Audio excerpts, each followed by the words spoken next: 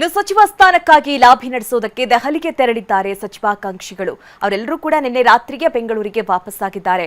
ಶಿವರಾಜ್ ತಂಗಡಗಿ, ಲಕ್ಷ್ಮಣ್ ಸವದಿ, ಪುಟ್ಟರಂಗ ಶೆಟ್ಟಿ, ಶಿವಲಿಂಗೇಗೌಡ, ವಿಜಯಾನಂದ್ ಕಾಶ್ಯಪ್ಪನವರ್, ನರೇಂದ್ರ ಸ್ವಾಮಿ, ನಯನ ಮೋಟಂಬ ಸೇರಿ ಹಲವರು ದೆಹಲಿಯಿಂದ ವಾಪಸ್ಸಾಗಿದ್ದು ತಮಗೆ ಅವಕಾಶ ಸಿಗುವ ನಿರೀಕ್ಷೆ ಇದೆ ಅಂತ ವಿಶ್ವಾಸವನ್ನು ವ್ಯಕ್ತಪಡಿಸಿದ್ದಾರೆ.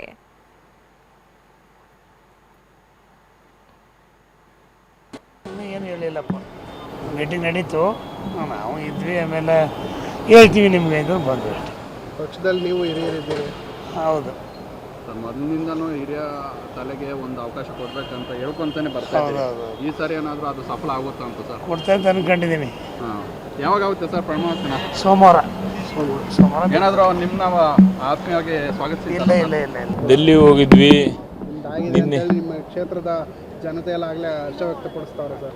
ನೋಡಿ ಸರ್, ಈಗ ಹೈಕಮಾಂಡು, ಮುಖ್ಯಮಂತ್ರಿಗಳು, ಮಾಜಿ ಮುಖ್ಯಮಂತ್ರಿಗಳು, AICC ಅಧ್ಯಕ್ಷರು, ರಾಹುಲ್ ಗಾಂಧಿಯವರು ಎಲ್ಲರೂ ಕುಂತು ಸಭೆಯನ್ನು ಮಾಡಿ ಒಂದು ಪಟ್ಟಿಯನ್ನು ಮಾಡಿದ್ದಾರೆ ಅಂತ ನಮಗೆ ಬಂದ ಮಾಹಿತಿ.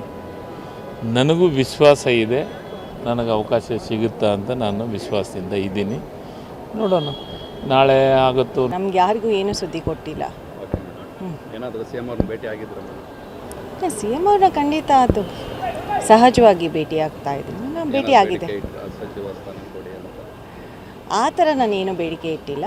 ಜಸ್ಟ್ ಈ ಬಗ್ಗೆ ಹೆಚ್ಚಿನ ಡೀಟೇಲ್ಸ್ ಅನ್ನ ನೀಡ್ತಾರೆ ನಮ್ಮ ಪ್ರತಿನಿಧಿ ಹರೀಶ್. ನೇರ ಸಂಪರ್ಕದಲ್ಲಿ ನಮ್ಮನ್ನ ಜಾಯ್ನ್ ಆಗ್ತಾ ಇದ್ದಾರೆ.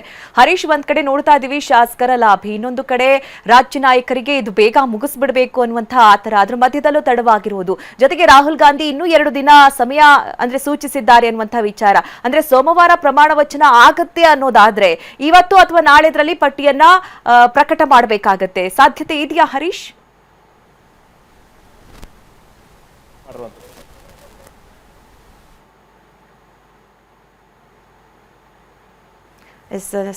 ಸ್ಪಷ್ಟವಾಗಿ ಅಂದರೆ ಸಂಪರ್ಕ ಸಾಧ್ಯವಾಗಲಿಲ್ಲ, ಹಾಗಾಗಿ ಮತ್ತೆ ಸಂಪರ್ಕಿಸುವಂತಹ ಪ್ರಯತ್ನವನ್ನು ಮಾಡ್ತೀವಿ. ನಾವು ನೋಡ್ತಾ ಇದ್ವಿ ಶಾಸಕರ ಲಾಭಿ ಯಾವ ರೀತಿ ಇತ್ತು ಅಂತ. ಅಂದರೆ ದೆಹಲಿಗೂ ತೆರಳಿ ಹೈಕಮಾಂಡ್ನ ಮೀಟ್ ಮಾಡುವಂತಹ ಪ್ರಯತ್ನವನ್ನು ಹಲವರು ಮಾಡಿದ್ದಾರೆ. ತಾವು ಕೂಡ ಸಚಿವಾಕಾಂಕ್ಷಿಗಳು, ತಮಗೆ ಈ ಬಾರಿ ಸ್ಥಾನ ಸಿಗಲೇಬೇಕು ಅನ್ನುವಂತಹ ನಿಟ್ಟಿನಲ್ಲಿ ಬಹಳ ಪ್ರಯತ್ನಗಳನ್ನು ಮಾಡಿದ್ರು. ಅವರೆಲ್ಲರೂ ಕೂಡ ಈಗ ನೆನ್ನೆಗೆ ದೆಹಲಿಯಿಂದ ಬೆಂಗಳೂರಿಗೆ ವಾಪಸ್ಸಾಗಿದ್ದಾರೆ. ಜೊತೆಗೆ CM DK ಶಿವಕುಮಾರ್ ಅವರು ಕೂಡ ಬೆಂಗಳೂರಿಗೆ ವಾಪಸ್ಸಾಗಿದ್ದಾರೆ. ಇದಾದ ನಂತರದಲ್ಲಿ ಇವತ್ತು ಅಥವಾ ನಾಳೆ ಈ ಪಟ್ಟಿ ಪ್ರಕಟವಾಗುವಂತಹ ಸಾಧ್ಯತೆಗಳು ಹೆಚ್ಚಿನದಾಗಿ ಕಂಡು ಬರ್ತಾ ಇದೆ. ಈ ಬಗ್ಗೆ ಹೆಚ್ಚಿನ ಡೀಟೇಲ್ಸ್ ಅನ್ನ ನೀಡ್ತಾರೆ ನಮ್ಮ ಪ್ರತಿನಿಧಿ ಹರೀಶ್, ನನ್ನ ಧ್ವನಿ ಕೇಳಿಸ್ತಾ ಇದ್ರೆ ಈಗ ಸೋಮವಾರ ಏನಾದ್ರೂ ಪ್ರಮಾಣ ವಚನ ಫಿಕ್ಸ್ ಅಂತ ಆದ್ರೆ ಇವತ್ತು ನಾಳಿದ್ರಲ್ಲಿ ಈ ಪಟ್ಟಿಯನ್ನ ಪ್ರಕಟ ಮಾಡಬೇಕಾಗತ್ತೆ. ಸಾಧ್ಯತೆ ಇದೆಯಾ ಹರೀಶ್?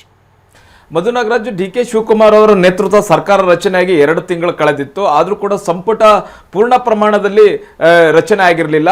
ಬಹುಮುಖ್ಯವಾಗಿ 13 ಜನರಷ್ಟೇ ಮೊದಲ ಸಂಪುಟದಲ್ಲಿ ಸೇರಿದ್ರು. ನಂತರ 20 ಜನರು ಸಂಪುಟಕ್ಕೆ ಸೇರಬೇಕು ಅನ್ನುವಂತಹ ನಿಟ್ಟಿನಲ್ಲಿ ಸಾಕಷ್ಟು ಕಸರತ್ತನ್ನು ನಡೆಸಿದಂಥದ್ದು. 2-3 ಬಾರಿ ದೆಹಲಿಗೆ ರಾಜ್ಯ ನಾಯಕರು ತೆರಳಿದ್ರು ಕೂಡ ಹೈಕಮಾಂಡ್ ನಾಯಕರು ಸಂಪುಟ ವಿಸ್ತರಣೆಗೆ ಯಾವುದೇ ರೀತಿಯಾದಂತಹ ಒಲವು ತೋರ್ತಾ ಇರಲಿಲ್ಲ. ಕಳೆದ 3 ದಿವಸಗಳ ಹಿಂದೆ ರಾಜ್ಯ ನಾಯಕರು ದೆಹಲಿಗೆ ತೆರಳಿದ್ರು. ಈ ಬಾರಿ ಸಂಪುಟ ಪುನಃ ರಚನೆ ಆಗೇ ಆಗುತ್ತೆ ಅನ್ನುವಂತಹ ನಿಟ್ಟಿನಲ್ಲಿ ತೆರಳಿದ್ರು. ಆದರೆ 3-4 ದಿವಸಗಳ ಕಾಲ ಹೈಕಮಾಂಡ್ ನಾಯಕರು ಬೇರೆ ಕೆಲಸದಲ್ಲಿ ಬ್ಯುಸಿ ಇದ್ದಿದ್ರಿಂದ, ಅದೇ ಪಾರ್ಲಿಮೆಂಟ್ ಕೆಲಸಗಳಲ್ಲಿ ಬ್ಯುಸಿ ಇದ್ದಿದ್ರಿಂದ ರಾಜ್ಯ ನಾಯಕರ ಭೇಟಿಗೆ ಅವಕಾಶ ಸಿಕ್ಕಿರಲಿಲ್ಲ. ನಿನ್ನೆ ಸಂಜೆ 5 ಗಂಟೆಗೆ ರಾಹುಲ್ ಗಾಂಧಿ ಅವರು ಹಾಗೂ ವೇಣುಗೋಪಾಲ್ ಅವರು ಒಟ್ಟಾಗಿ ರಾಜ್ಯ ನಾಯಕರನ್ನ ಭೇಟಿ ಮಾಡಿದ್ದಾರೆ.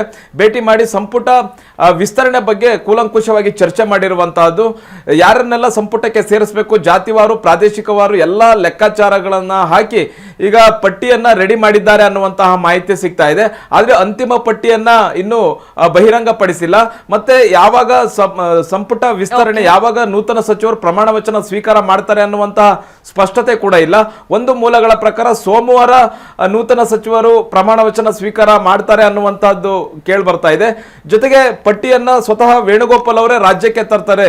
ಭಾನುವಾರ ಅವರೇ ರಾಜ್ಯಕ್ಕೆ ಬರ್ತಾರೆ. ರಾಜ್ಯಕ್ಕೆ ಬಂದು ಇಲ್ಲಿ ಪಟ್ಟಿಯನ್ನು ತಂದು ಯಾರ್ಯಾರೆಲ್ಲ ನೂತನವಾಗಿ ಸಂಪುಟಕ್ಕೆ ಸೇರ್ತಾರೆ ಆ ಪಟ್ಟಿಯನ್ನು ಅವರೇ ಬಿಡುಗಡೆ ಮಾಡ್ತಾರೆ ಅನ್ನುವಂಥದ್ದನ್ನು ಕೂಡ ಈಗ ಚರ್ಚೆ ಮಾಡಲಾಗಿರುವಂತಹದ್ದು. ಬಹುತೇಕ ನಿನ್ನೆ ನಡೆದಂತಹ ಚರ್ಚೆ ವೇಳೆ DK ಶಿವಕುಮಾರ್ ಇದ್ರು, ಸಿದ್ದರಾಮಯ್ಯ ಇದ್ರು, BK ಹರಿಪ್ರಸಾದ್ ಇದ್ರು, 3 ನಾಯಕರುಗಳ ಜೊತೆ ಚರ್ಚೆಯನ್ನ ಮಾಡಿ ಒಂದು ಅಂತಿಮ ಮುದ್ರೆಯನ್ನ ಒತ್ತುವಂತ ಕೆಲಸವನ್ನ ಮಾಡಿದ್ದಾರೆ. ಮತ್ತೆ ಯಾರ್ಯಾರು ಸಚಿವಾಕಾಂಕ್ಷಿಗಳು ತೆರಳಿದ್ರು ಅವರೆಲ್ಲರೂ ಕೂಡ ಈಗ ಬೆಂಗಳೂರಿಗೆ ವಾಪಸ್ ಬಂದಿರುವಂತಹದ್ದು.